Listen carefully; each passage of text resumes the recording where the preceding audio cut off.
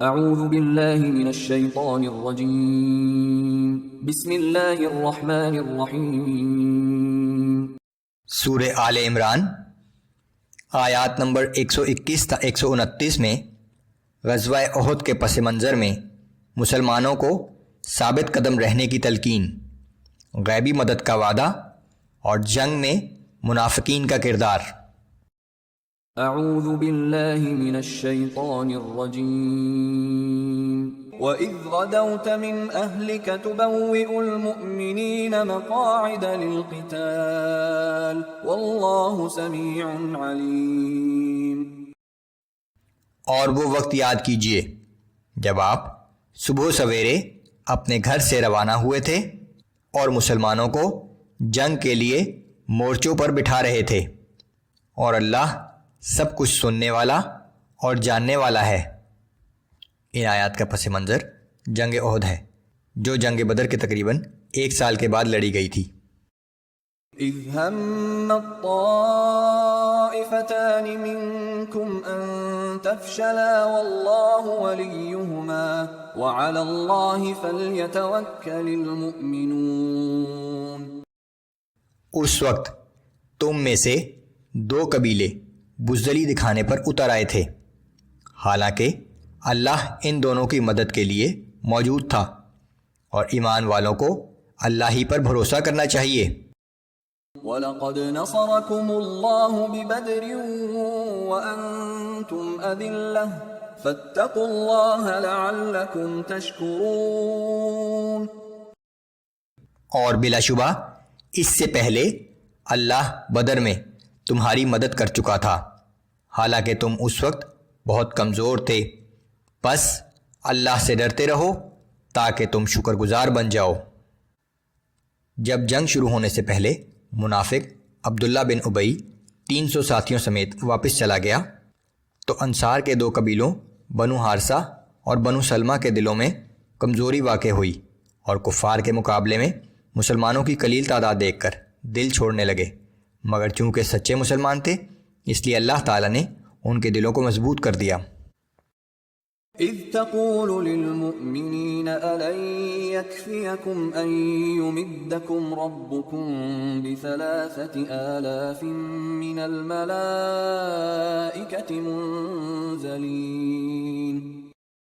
اور یہ نصرت اس وقت ہوئی تھی جب آپ جنگ بدر کے دوران مسلمانوں سے فرما رہے تھے کہ کیا تمہارے لیے یہ کافی نہیں کہ تمہارا رب 3,000 فرشتے اتارے اور ان کے ذریعے تمہاری مدد فرمائے؟ بلا ان تصبروا وتتقوا ويأتوكم من فورهم هذا يمددكم ربكم ب5,000 من الملائكة مسومين۔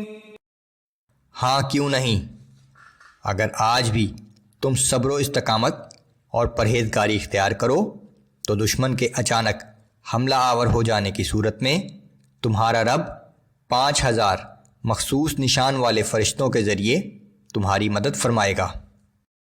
وما جعله الله إلا بشرى لكم ولتطمئن قلوبكم به وما النصر إلا من عند الله العزيز الحكيم۔ اور اللہ نے اس امداد کی خوشخبری بھی صرف اس لیے دی ہے تاکہ تمہارے دل مطمئن ہو جائیں، وگرنہ فتح و نصرت تو صرف اللہ ہی کی طرف سے ہوتی ہے جو بڑی قوت و حکمت کا مالک ہے۔ لِيَقْطَعَ طَرْفًا مِّنَ الَّذِينَ كَفَرُوا أَوْ يَكْبِتَهُمْ فَيَنقَلِبُوا خَائِبِينَ۔ اور یہ مدد اس لیے ہے تاکہ اللہ کافروں کو ایک گروہ کو ہلاک کر دے یا انہیں اس قدر ذلیل و مغلوب کر دے کہ وہ ناکام ہو کر واپس لوٹ جائیں۔ لَيْسَ لَكَ مِنَ الْأَمْرِ شَيْءٌ أَوْ يَتُوبَ عَلَيْهِمْ أَوْ يُعَذِّبَهُمْ فَإِنَّهُمْ ظَالِمُونَ۔ اے نبی صلی اللہ علیہ وآلہ وسلم، اب آپ کو ان لوگوں کے معاملے سے کوئی تعلق نہیں۔ اللہ چاہے تو انہیں توبہ کی توفیق دے، چاہے انہیں سزا دے، کیونکہ یہ ظالم لوگ ہیں۔ اس جنگ کے سلسلے میں منافقین اور مشرکین مکہ نے جو روش اختیار کی، اس بات سے رسول اللہ صلی اللہ علیہ وآلہ وسلم کو صدمہ پہنچا۔ اللہ کی طرف سے تسلی کہ آپ نے اپنا فرض ادا کر دیا، اب آپ پر کوئی ذمہ داری نہیں ہے، ان کا معاملہ اللہ کے حوالے کر دیں، چاہے تو وہ توبہ کی توفیق عطا کر دے اور چاہے سزا دے۔ جنگ کے بعد ان میں سے بعض لوگوں کو اللہ نے توبہ کی توفیق عطا کر دی اور وہ ایمان لے آئے۔ وَلِلَّهِ مَا فِي السَّمَاوَاتِ وَمَا فِي الْأَرْضِ يَغْفِرُ لِمَن يَشَاءُ وَيُعَذِّبُ مَن يَشَاءُ وَاللَّهُ غَفُورٌ رَّحِيمٌ۔